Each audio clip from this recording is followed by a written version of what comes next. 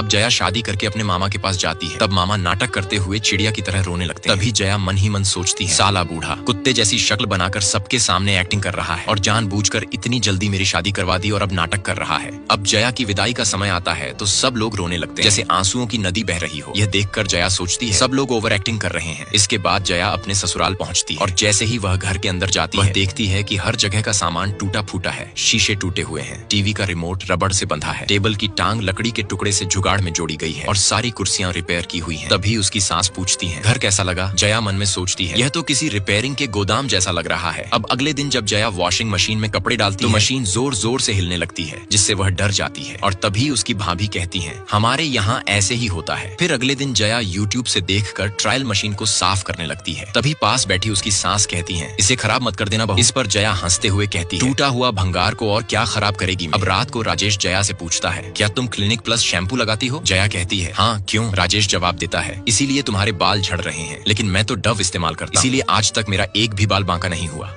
एक दिन जया सुबह सुबह रसोई में जाती है। तभी उसे अपनी सासू माँ का चेहरा अस्वस्थ सा दिखाई देता है। जया उनसे पूछती है माँ जी आपकी तबीयत ठीक नहीं लग रही, क्या हुआ? सासू माँ बताती हैं कि पाइल्स की समस्या है जिसकी वजह से कभी कभी बहुत दर्द होता है। जया उनकी बात सुनकर हल्का सा मुस्कुरा देती है। अगले दिन राजेश की माँ धूप में सूखी मिर्च सुखाने लगती है। राजेश उन्हें देखकर कहता है माँ मैंने आपसे कहा था कि सूखी मिर्च मत लाया कर, इससे आपकी बीमारी बढ़ सकती है, लेकिन माँ उसकी बात अनसुनी कर देती है। परेशान होकर राजेश गुस्से में आकर उन मिर्चों के ऊपर अपनी गाड़ी चढ़ा देता है। इसी बीच जया यूट्यूब से देखकर एक नया लड्डू बनाती है और खुशी खुशी अपनी पड़ोसी को खिलाती है। लेकिन जब जया की सास ने वह लड्डू खाया तो उन्हें पाचन में समस्या हो जाती है और उनका पड़ोसियों से झगड़ा हो जाता है। कुछ दिन बाद राजेश और जया के मायके जाते हैं। वहाँ जया के मामा बड़ी बड़ी बातें बनाते हैं जिससे राजेश को लगता है कि वे झूठी शेखी बघाड़ते हैं और वह मुस्कुरा देता है। रात को जब राजेश खाना खा रहा होता है तब जया उसे अपनी MBBS की पढ़ाई के बारे में बताती है, लेकिन राजेश अपनी माँ की बीमारी को लेकर इतना तनावग्रस्त था कि गुस्से में टीवी का रिमोट तोड़ देता है। यह देख जया को भी एहसास होता है कि बवासीर का दर्द कितना कष्टदायक होता है। अगले दिन जया राजेश का तनाव दूर करने के लिए यूट्यूब से देखकर दूध से बनी मिठाई कुरमा बनाती है और राजेश को देती है, मगर राजेश गुस्से में आकर कुरमा फेंक देता है और जया को एक जोरदार थप्पड़ मार देता है। फिर गुस्से में कहता है मुझे ये मीठा पसंद नहीं, मुझे तो सिर्फ सांभर और रसम चाहिए और रोज वही खाना चाहिए। इस थप्पड़ की चोट और अपमान को याद कर जया सीढ़ियों पर बैठकर चुपचाप रोने लगती है। राजेश सांभर खाने के लिए जया को जोर से थप्पड़ मार देता है। जया इस थप्पड़ को याद करके रोने लगती है। उसे मनाने के लिए राजेश जया को फिल्म हॉल में फिल्म दिखाने ले जाता है, लेकिन जया वहाँ बैठी बैठी अब भी उस थप्पड़ के बारे में ही सोचती रहती है। पहले कॉलेज में टीचर से थप्पड़ खाया था और उसी की वजह से राजेश से शादी कर ली थी और अब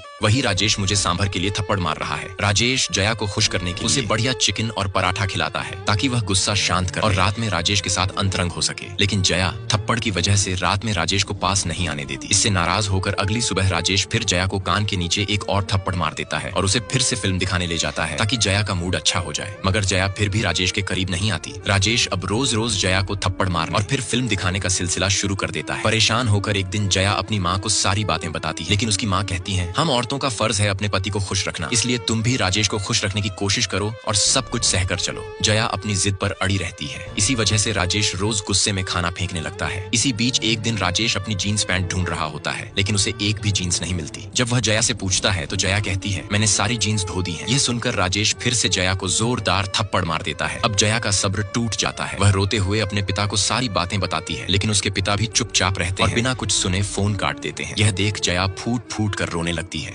अब जया रोज रोज राजेश से थप्पड़ खाकर अकेले बैठकर रोती थी। एक रात जया की भाभी ने उसे हिम्मत देते हुए कहा तुम खुद को मजबूत बनाओ ताकि राजेश तुमसे डरने लगे। जया ने भाभी की इस बात को गंभीरता से लिया और अगले दिन से बिना डरे घर में सोफे पर मस्ती से बैठकर मोबाइल देखने लगी। तभी गुस्से में राजेश आता है और जया के ईयरफोन तोड़ देता है। वह जया का मोबाइल भी तोड़ने की कोशिश करता है, लेकिन अब जया पहले वाली कमजोर जया नहीं रही। अब वह सिंघम की तरह ताकतवर बन चुकी थी। जैसे ही राजेश मोबाइल छीनने की कोशिश करता है जया मजबूती से मोबाइल पकड़ लेती है और उसे नहीं देती। राजेश गुस्से में उसे थप्पड़ मारने के लिए हाथ उठाता है, लेकिन जया राजेश का हाथ बीच में ही पकड़ लेती है और गुस्से में एक जोरदार लात मारती है। राजेश उड़कर सीधा टेबल के अंदर जा गिरता है। दरअसल जया रोज रोज थप्पड़ खाने की वजह से चुपचाप रातों को यूट्यूब से कुंग फू की प्रैक्टिस वीडियो देखती थी और खुद को मजबूत बनाने के लिए गुपचुप अभ्यास कर रही थी। आज उसी मेहनत का नतीजा था कि उसने राजेश को इतना जोरदार जवाब दिया। राजेश जया की इस मार से बुरी तरह डर जाता है और टेबल से बाहर निकलने के लिए टेबल को ही तोड़ देता है। डरते डरते वह पहले अपनी लुंगी ठीक करता है। जया फिर टेबल पर राजेश के लिए खाना परोसती है, लेकिन मार खाने के बाद राजेश की हालत ऐसी हो जाती है कि उसे भूख ही नहीं लगती। अगले दिन सुबह राजेश अपनी हालत और जया की सिंघम जैसी ताकत को सोचकर डरता रहता है। फिर वह दर्द से राहत पाने के लिए दवाई की दुकान जाता है और दुकानदार से कहता है भाई साहब मुझे लात लगी है, उसकी दवाई चाहिए। तब दुकानदार हंसते हुए कहता है भाई साहब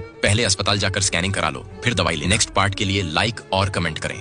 अब राजेश अपनी पत्नी जया से सिंघम की तरह जोरदार लात खाने के बाद बहुत दर्द में था, इसलिए वह रात को अपनी मुर्गी फार्म पर ही बैठकर दर्द सह रहा था। तभी राजेश के आदमी आकर पूछते हैं कि क्या हुआ और उसे घर चलने के लिए कहते हैं। इस पर राजेश कहता है, तुम्हारी भाभी ने बड़ी जोरदार मारी है, इसीलिए अभी उठ नहीं सकता। राजेश के आदमियों ने उसे अस्पताल जाकर इलाज कराने की सलाह दी। फिर राजेश लंगड़ाते हुए अपनी गाड़ी के पास जाता है और किसी तरह घर लौट आता है। घर पहुंचते ही दर्द के कारण वह अपनी गाड़ी को सही तरीके से पार्क भी नहीं कर पाता, जिसे देखकर उसकी माँ और भाभी सोचती हैं कि आज राजेश नशा करके आया है। राजेश लंगड़ाते हुए धीरे धीरे घर के अंदर जाता है। तभी उसकी गाड़ी की चाबी नीचे गिर जाती है। दर्द के कारण वह झुककर चाबी भी नहीं उठा पाता। उसकी माँ पूछती है, क्या आज तू शराब पीकर आया है? इस पर राजेश कहता है, नहीं माँ, मैंने शराब को कभी हाथ भी नहीं लगाया। राजेश की माँ उसे डांटते हुए कहती है, रोज उस बेचारी जया को मारता है और खुद शराब पीकर घर आता है। माँ की बात सुनकर राजेश हैरान होकर जया की ओर देखता है और मन ही मन उस दिन की सिंघम वाली लात को याद करता है। फिर वह माँ से कहता है, मैंने गलती से जया पर हाथ उठा दिया था। इसके बाद राजेश फिर से चाबी उठाने की कोशिश करता है, लेकिन झुक नहीं पाता, इसलिए चाबी को ही लात मारकर दूर फेंक देता है। रात को राजेश डरते डरते बिस्तर पर लेटता है, लेकिन सो नहीं पाता। जैसे ही जया होश में आती है, राजेश डरते हुए उससे पूछता है, क्या तुमने कराटे सीखा है? इस पर जया बिना कुछ कहे चुपचाप सो जाती है और राजेश डर के मारे पूरी रात जागता रहता है। नेक्स्ट पार्ट के लिए लाइक और कमेंट करें।